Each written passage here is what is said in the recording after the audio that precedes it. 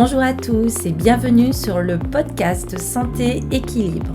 Chaque semaine avec ce podcast, je vous donne des outils, des conseils, des astuces et aussi de l'énergie pour améliorer votre santé et aller vers un corps sain et un esprit serein. Je suis Martine Bosc, ostéopathe, praticienne de médecine chinoise, auteure et coach santé bien-être. Vous pouvez me retrouver sur mon site internet www.equilibrenco.com. Alors mettez-vous à votre aise, installez-vous confortablement et c'est parti pour l'épisode du jour.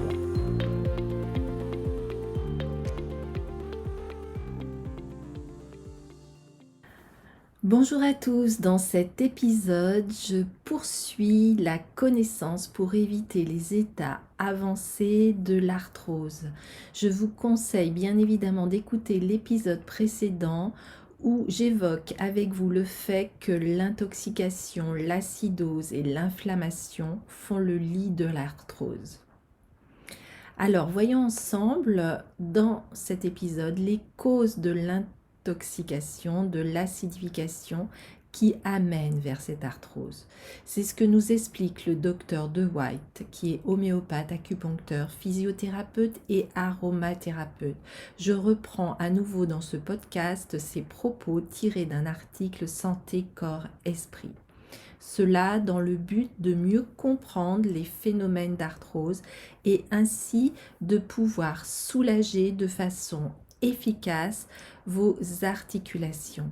Je vous rappelle que vous pouvez trouver aussi dans une de mes trousses, dont je mettrai le lien dans la description, la trousse naturelle anti-arthrose, où je vous mets en PDF dans cette trousse tous les alliés pour traiter l'acidité, la déminéralisation, mais traiter aussi l'inflammation, régénérer les articulations et je vous donne aussi une fiche avec les meilleures huiles essentielles pour prévenir et traiter votre arthrose.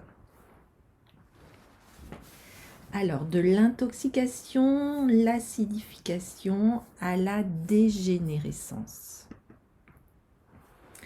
Les causes de l'intoxication dans l'arthrose sont multiples. Elles peuvent être tout d'abord alimentaires, elles peuvent être aussi hygiéniques, traumatiques bien sûr, elles peuvent venir de troubles de la posture, elles peuvent être aussi psychiques et émotionnelles. Toute source d'intoxication fortement acidifiante va créer le terrain général de l'arthrose. Et localement, tout traumatisme répété ou surpoids va créer un blocage des énergies circulantes qui va favoriser comme un embouteillage, comme une porte qui ne s'ouvre plus et qui va créer de ce fait un ralentissement du flux de passage et finalement un bourrage qui stoppe toute possibilité de mouvement.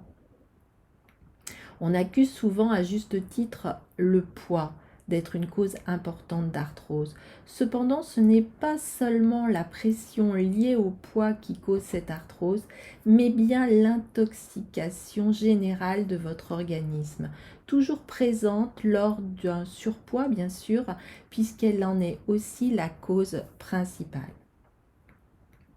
Pour rappel, si le poids était l'unique cause, on n'aurait que très peu d'arthrose au niveau des doigts et donc très peu d'arthrose au niveau des membres inférieurs chez les hommes maigres, ce qui est loin d'être le cas. Alors, voyons quels sont les déchets qui vont asphyxier nos cellules. L'intoxication générale de tout l'organisme et des tissus articulaires en particulier est la cause, nous l'avons vu, fondamentale de l'arthrose, mais elle s'associe aussi tout d'abord à une perte de minéraux avec une déminéralisation, c'est ce que nous avons vu dans l'épisode précédent. Nous allons avoir de ce fait une asphyxie cellulaire. En effet, un corps qui est intoxiqué va s'acidifier, va s'asphyxier, va se déminéraliser au niveau de ses cellules. Et ces trois facteurs associés sont la conséquence inéluctable d'une cellule intoxiquée qui va être en souffrance. Alors arrive un moment où les réserves minérales sont épuisées, où l'organisme devra fonctionner avec très peu d'oxygène, très peu de minéraux et beaucoup trop d'acide. Alors par la persistance de l'acidification, l'asphyxie et la déminéralisation, la cellule finit par ne plus fonctionner ou même par mourir. C'est ce phénomène qui crée avec le temps une perte de substance cellulaire des cartilages, de l'os et des autres structures qui sont source de la dégénérescence et donc de l'arthrose à proprement parler. Ainsi, une cellule non intoxiquée ne va pas créer de déchets. Elle va respirer, elle fait face à l'oxydation naturelle de ses fonctions et elle va se recharger constamment en minéraux. Elle travaille ainsi normalement et engendre bien sûr des déchets, mais ceux-ci sont aussitôt évacués et éliminés grâce à tout un processus de détoxification extrêmement efficace. Ainsi, l'acidose et l'asphyxie cellulaire liées à un manque d'oxygène et à l'excédent de gaz carbonique, tout autant que l'accumulation de radicaux libres, sont prises en charge de façon régulière et continuelle par un mécanisme physiologique qui fonctionne parfaitement. Baignant dans une mer de liquide lymphatique, la cellule est automatiquement nettoyée, mais aussi alimentée en nutriments et en oxygène, en substances antiradiculaires, comme les antioxydants, qui sont souvent apportés par l'alimentation, et aussi en minéraux alcalins, qui est susceptible de neutraliser les acides issus du fonctionnement cellulaire.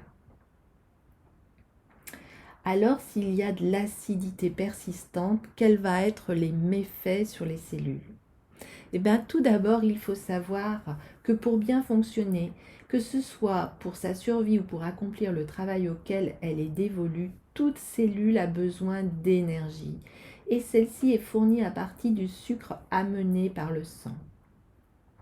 Une fois utilisé, ce sucre est transformé en déchets acides afin qu'il soit neutralisé pour être ensuite éliminé très facilement par les substances minérales alcalines toujours disponibles à l'état normal.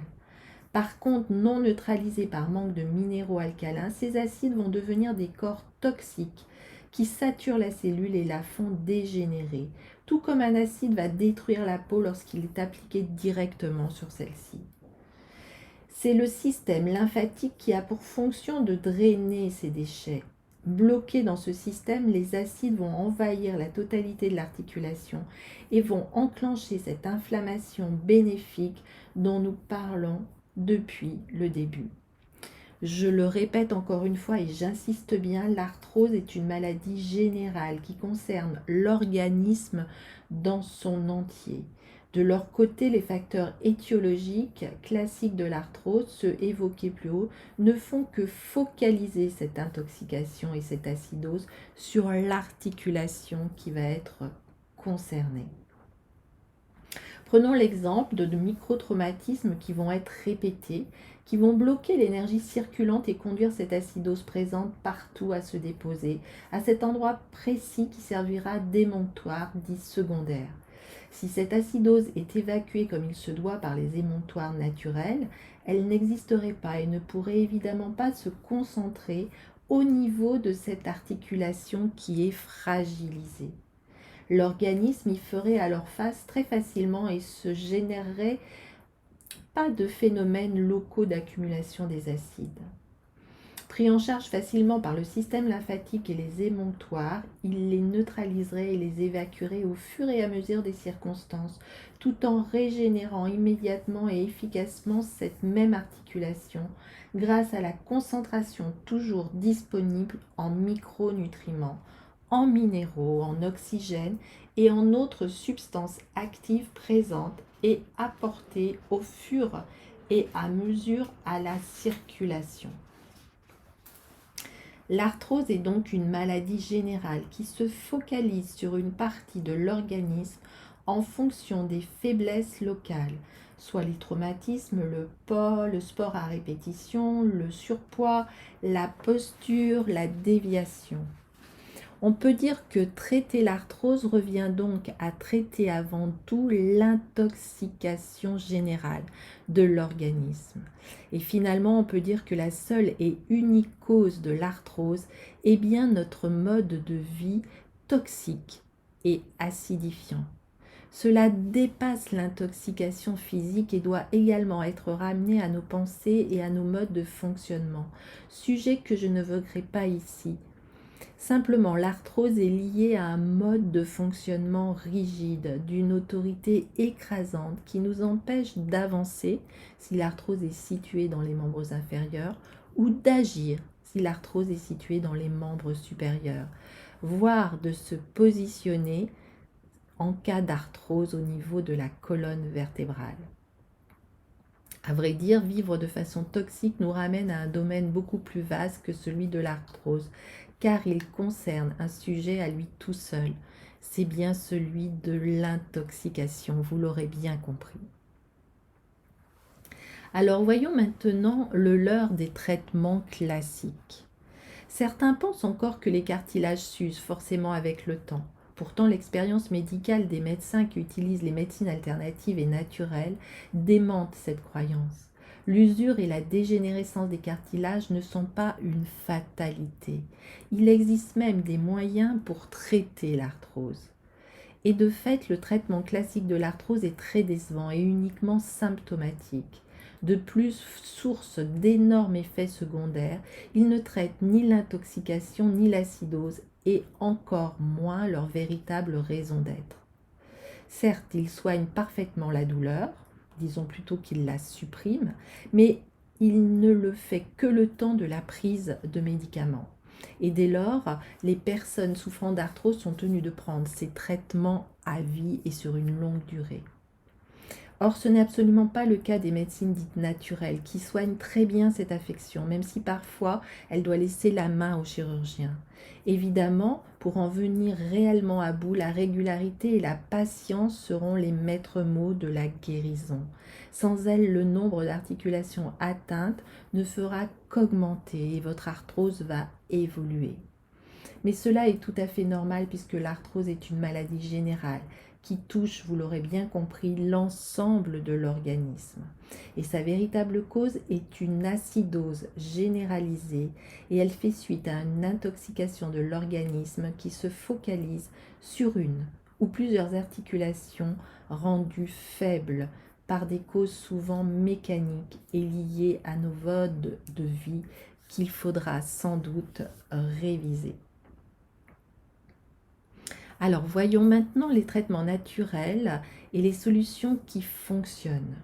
Traiter une arthrose demande donc beaucoup de doigté car les techniques et les remèdes utilisés sont très nombreux et d'intérêts très divers. Et dans tous les cas, ce traitement devra être général et localisé. Il devra tenir compte de tous les aspects vus dans ce podcast sans oublier de renforcer l'organe rein, c'est-à-dire l'activité énergétique des reins dont le bon équilibre est essentiel et fondamental pour le bon fonctionnement des os et des articulations, ainsi que la bonne reminéralisation, ce qui sont des notions de médecine traditionnelle chinoise. Je vous conseille d'ailleurs d'aller voir dans mes programmes en ligne comment être bien pendant la saison de l'hiver et donc de l'élément eau en médecine chinoise. Alors, de nombreux complexes alimentaires qui sont mis sur le marché sont fort intéressants, mais parfois trop unifactoriels et ils n'agissent que sur le seul aspect de l'arthrose. Ils demeurent de ce fait insuffisants sur le long terme et expliquent les échecs souvent rencontrés malgré l'excellence de ces traitements. C'est pour ça qu'il faudra aller vers des traitements en 4 temps qui vont aller tout d'abord traiter l'intoxication, traiter les reins avec le traitement de l'acidité, de l'acidose et de la déminéralisation, aussi traiter l'inflammation et enfin régénérer vos articulations. Voilà pour ces renseignements, ces nouveaux traitements. Je vous conseille très vivement de prendre en compte ma trousse anti-arthrose où vous retrouverez toutes ces plantes reminéralisantes, ces plantes anti-inflammatoires, ces plantes qui vont vous permettre de régénérer vos articulations et de traiter aussi l'intoxication. Je vous remercie pour votre écoute. Je vous souhaite vraiment de venir à bout de votre arthrose, même si elle est installée avec tous ces conseils. Et surtout, prenez bien soin de vos articulations et je vous souhaite vraiment de bonnes articulations. Je vous dis à très bientôt. Bye bye.